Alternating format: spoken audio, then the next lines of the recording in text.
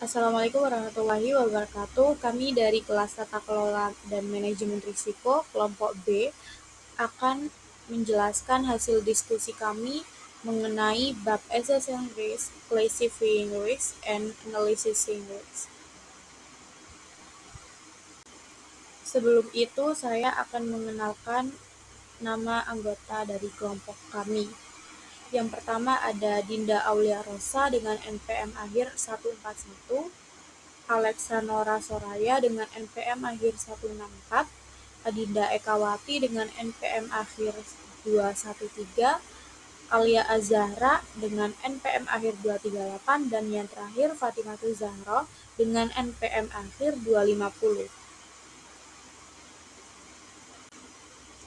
Nah, untuk yang pertama kami akan membahas mengenai bab 10 dari buku HOP, yaitu penilaian dan analisis.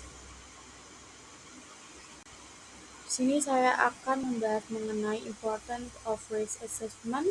Jadi penilaian risiko merupakan bagian penting dari proses manajemen risiko yang mencakup pengakuan risiko dan peringkat risiko untuk mengidentifikasi serta mengevaluasi risiko yang signifikan. Menurut standar Inggris BS 31100, penilaian risiko terdiri dari 3 tahap utama. Yang pertama, identifikasi risiko, analisis risiko, dan evaluasi risiko. Hal ini berperan penting dalam perumusan strategi dengan meningkatkan pengambilan keputusan.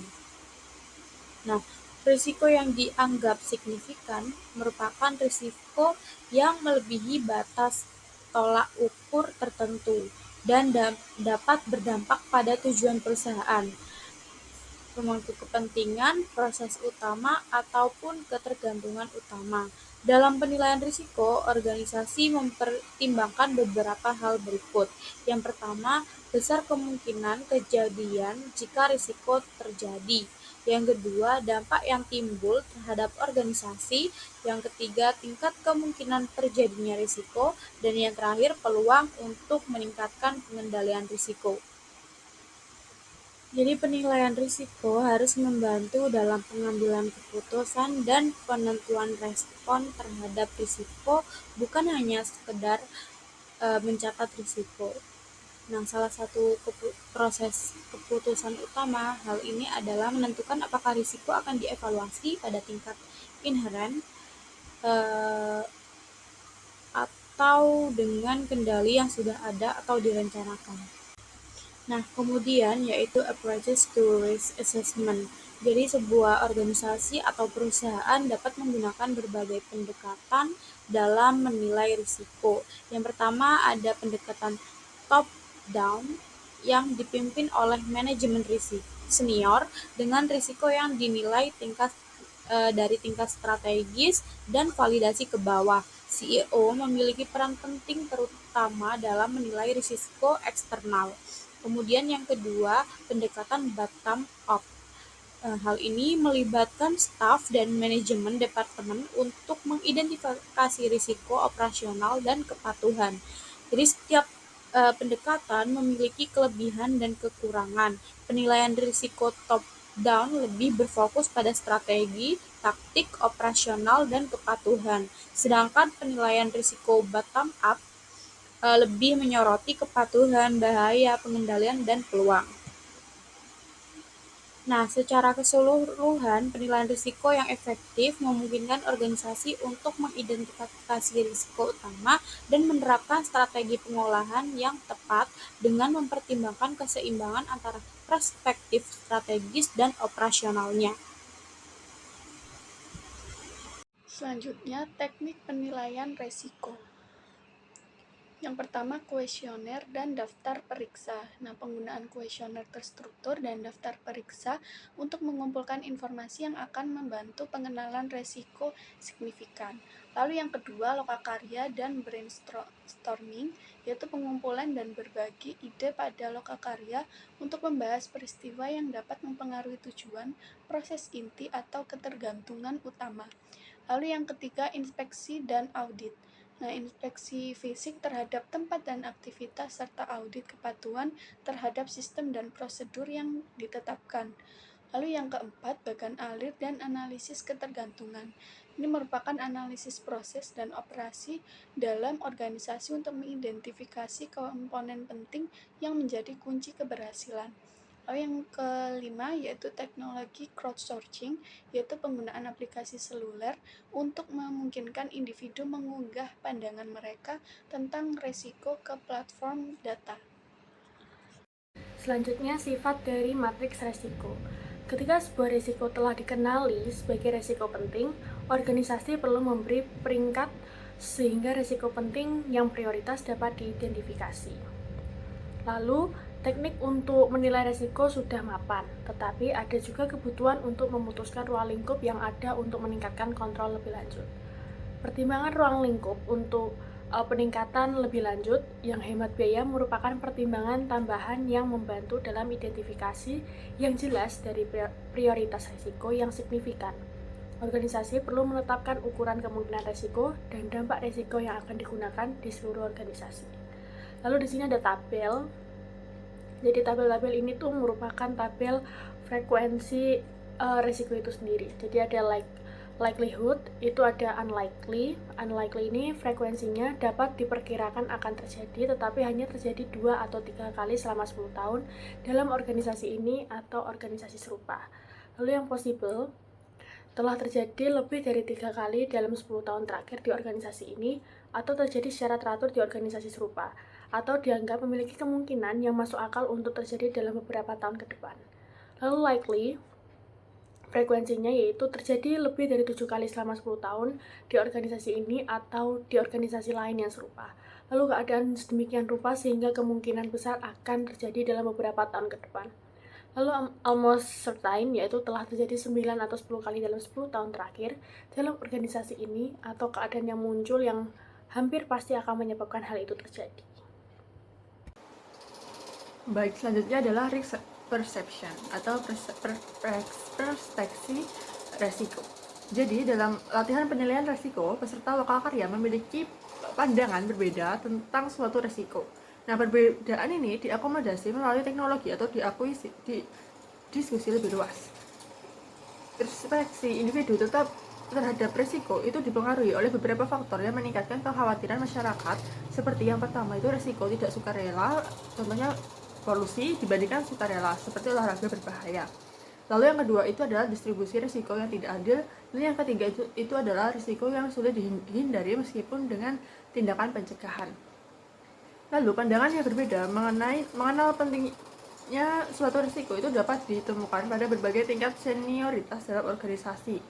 Nah, jadi oleh karena itu proses penilaian risiko itu sebaiknya melibatkan pendapat dari semua tingkat manajemen sehingga berbagai perspektif terhadap risiko itu dapat Selanjutnya membahas mengenai sikap terhadap risiko.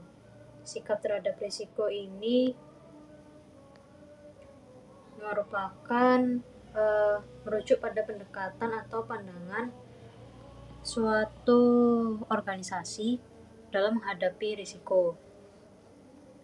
Yang mana ini tuh mencerminkan sejauh mana mereka bersedia menerima ataupun menghindari risiko tertentu. Nah, kategori risiko ini ada 3, risk averse, menghindari risiko. Organisasi ini cenderung menghindari risiko dan lebih memilih kepastian, meskipun keuntungannya juga tetap ataupun cenderung lebih rendah. Kemudian risk neutral,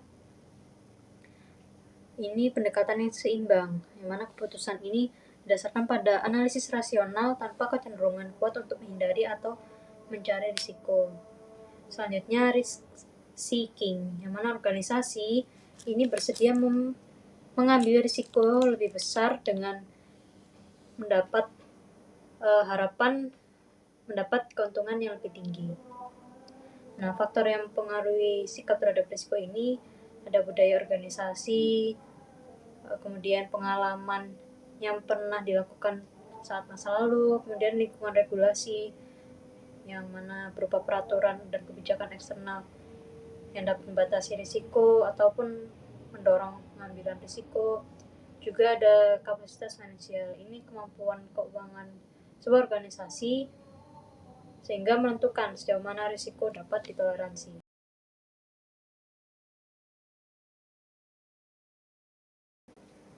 Kemudian bahas mengenai time to impact. Time to impact ini waktu yang diperlukan sejak risiko teridentifikasi sehingga dampaknya terasa oleh sebuah organisasi. Nah, klasifikasi berdasarkan time to impact ini ada immediate impact, risiko dengan dampak langsung seperti bencana alam ataupun kebocoran data. Kemudian short term impact, risiko yang dampaknya terasa dalam beberapa minggu ataupun beberapa bulan seperti perubahan regulasi. Kemudian ada long term impact, yang mana ini risiko yang efeknya baru terasa dalam jangka waktu bertahun-tahun seperti perubahan iklim atau pergeseran pasar. Baik, di sini membahas mengenai risk classification system. Ini sistem yang digunakan untuk mengelompokkan beberapa risiko berdasarkan karakteristik tertentu. Pengelompokan ini bertujuan untuk membantu sebuah organisasi dalam mengidentifikasi, mengevaluasi, dan juga mengelola risiko secara lebih efektif. Adapun kategori umum dalam risk classification system ini ada strategic risk, yang mana ini risiko yang mempengaruhi tujuan jangka panjang organisasi, operational risk, risiko terkait dengan proses internal manusia dan sistem, financial risk, risiko yang berhubungan dengan aspek keuangan seperti pasar dan kredit, juga compliance risk, mana risiko akibat ketidakpatuhan terhadap regulasi atau kebijakan internal. Nah, selanjutnya yaitu example of risk classification system. Beberapa sistem klasifikasi risiko yang umum digunakan meliputi hal-hal berikut. Yang pertama ada COSO IRM CAP yang banyak digunakan tetapi memiliki keterbatasan seperti risiko strategis yang tumpang tindih dengan risiko operasionalnya. Jadi pelaporan dan kepatuhan namun tetap populer karena diakui dalam Sarbanes-Oxley ACT. Kemudian yang kedua ada IRM Risk Management Standard, pendekatan struktur lainnya dalam klasifikasi risiko. Yang ketiga ada FIRM Framework, mengelompokkan risiko ke dalam finansial, infrastruktur, reputasi, dan pasar. Kemudian yang keempat ada analisis PESTEL, mengklasifikasikan risiko berdasarkan politik, ekonomi, sosial, teknologi, legal, dan lingkungan. Kemudian yang kelima ada risiko pasar, kredit, dan operasional, merupakan sistem klasifikasi yang sering digunakan oleh bank dan institusi keuangan. Jadi setiap organisasi harus memilih atau menyesuaikan sistem klasifikasi risiko yang penting sesuai dengan kebutuhannya agar dapat mengelola dan merespon risiko secara efektif. Selanjutnya, kartu skor resiko perusahaan. Nah, yang pertama, keuangan, yaitu resiko yang dapat mempengaruhi cara pengelolaan uang dan perolehan keuntungan. Lalu yang kedua, infrastruktur, yaitu resiko yang akan mempengaruhi tingkat efisiensi dan menyebabkan disfungsi dalam proses inti. Lalu yang ketiga, reputasi. Nah, ini resiko yang akan mempengaruhi keinginan pelanggan untuk bertransaksi atau berdagang dan tingkat retensi pelanggan. Lalu yang terakhir adalah pasar. Nah, ini resiko yang akan berdampak pada tingkat perdagangan atau pengeluaran pelanggan. Selanjutnya adalah sistem klasifikasi risiko PESEL. PESEL adalah singkatan dari Political, Economic, Social, Technological, Legal, and Ethical Risk. Sistem klasifikasi risiko ini paling sesuai untuk analisis risiko bahaya dan kurang mudah untuk diterapkan pada risiko keuangan, infrastruktur, dan risiko reputasi. Sistem klasifikasi risiko PESEL ini sering dianggap paling relevan untuk analisis risiko eksternal. Jadi risiko eksternal dalam konteks ini dimaksudkan untuk merujuk pada konteks eksternal yang tidak sepenuhnya berada di dalam kendali organisasi, tetapi di mana tindakan dapat diambil untuk mengurangi resiko. Hal ini seringkali disarankan bahwa sistem klasifikasi risiko PESEL ini harus digunakan bersama dengan analisis kekuatan, kelemahan, peluang, dan ancaman atau yang biasa kita sebut dengan SWOT yang dihadapi oleh organisasi. Lalu ada beberapa keuntungan dan kerugian dari pendekatan PESEL ini. Keuntungannya yaitu yang pertama, kerangka kerja yang sederhana, lalu memfasilitasi pemahaman tentang lingkungan bisnis yang lebih luas, dan mendorong pengembangan pemikiran eksternal dan strategis. Lalu kekurangannya ada dapat menyederhanakan jumlah data yang digunakan untuk mengambil keputusan secara berlebihan, perlu dilakukan secara teratur agar efektif, dan membutuhkan keterlibatan orang yang berbeda dengan perspektif yang berbeda. Baik, selanjutnya ada compliance, hazard, control, and opportunity.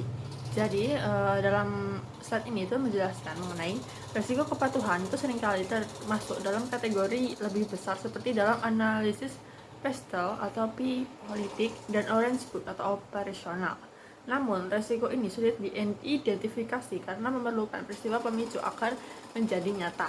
Nah, sebagian besar sistem itu diklasifikasi lebih fokus pada risiko bahaya. Meskipun standar IRM dan COSO IRM Cube itu mengelompokkan risiko strategis secara terpisah. Nah, dalam proyek, risiko dapat diklasifikasikan berdasarkan 3 aspek utama. Yang pertama, risiko yang mempengaruhi waktu penyelesaian. Lalu, yang kedua, risiko yang berdampak pada anggaran. Dan yang ketiga, yaitu risiko yang mempengaruhi spesifikasi atau kualitas hasil proyek. Lalu, dengan memahami klasifikasi ini, organisasi dapat merespon risiko dengan mengelola kepatuhan serta memanfaatkan peluang yang ada. Selanjutnya adalah mengenai bab menganalisis resiko. Selanjutnya ada level of risk atau level-level dalam resiko. Nah, berikut adalah tabel yang menampilkan level resiko itu sendiri. Jadi, analisis resiko itu mempertimbangkan 3 elemen dengan makna berbeda pada sumbu vertikal matriks resiko. Nah, profesi yang berbeda itu memiliki pendekatan unik dalam menilai resiko. Nah, auditor internal itu fokus pada risiko inherent dan kontrolnya.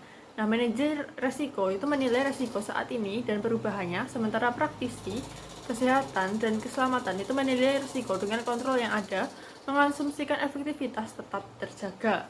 Misalnya, dalam menilai mesin sinar X, nah petugas keselamatan itu mengasumsikan kabinetnya berfungsi dengan baik, sedangkan auditor internal itu menganggapnya sebagai kontrol penting yang harus diperiksa secara rutin. Selanjutnya membahas mengenai control confidence. Ini tingkat keyakinan terhadap efektivitas kontrol yang ditetapkan untuk mengelola risiko. Adapun faktor-faktor yang mempengaruhi control confidence ini ada yang pertama design control, seberapa baik kontrol itu dirancang untuk menangani risiko tertentu. Kemudian ada implementasi control, di mana konsistensi dan kepatuhan dalam menjalankan kontrol ini menjadi faktor juga. Kemudian pemantauan dan evaluasi. Di sini proses mengukur efektivitas kontrol secara berkala. Serta ada umpan balik dan perbaikan, di mana adaptasi kontrol berdasarkan evaluasi dan pengalaman sebelumnya. Kemudian bahas mengenai 4 T's of hazard risk response. Ini jadi pendekatan dalam menanggapi risiko bahaya itu ada 4T, tolerate, treat, transfer, dan terminate. Tolerate atau toleransi ini menerima risiko jika dampaknya kecil atau biayanya lebih tinggi daripada manfaatnya. Kemudian treat ini pengelolaan dengan mengurangi kemungkinan atau dampak risiko melalui kontrol ataupun mitigasi. Selanjutnya transfer dengan alih risiko, ini memindahkan risiko ke pihak lain, misalnya dengan asuransi ataupun kontrak. Dan juga ada terminate atau penghentian, di mana ini menghindari risiko dengan menghilangkan aktivitas yang menyebabkan risiko tersebut. Adapun aplikasi dari 4Ts ini dalam manajemen risiko ini dapat membantu organisasi memilih strategi yang tepat berdasarkan tingkat keparahan dan kemungkinan risiko.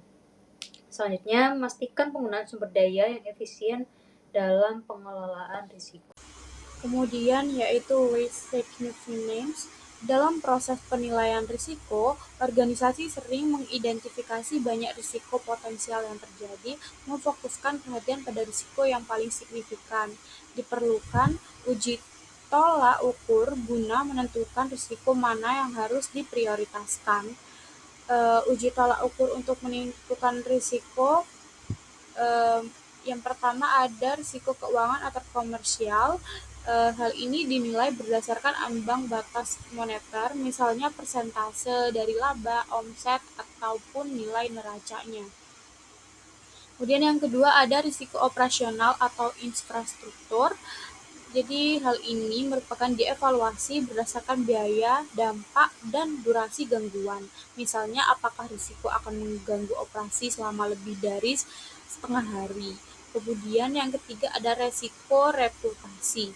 Hal ini diukur berdasarkan dampak buruk di media, fluktuasi harga saham, ataupun exposure di media sosial.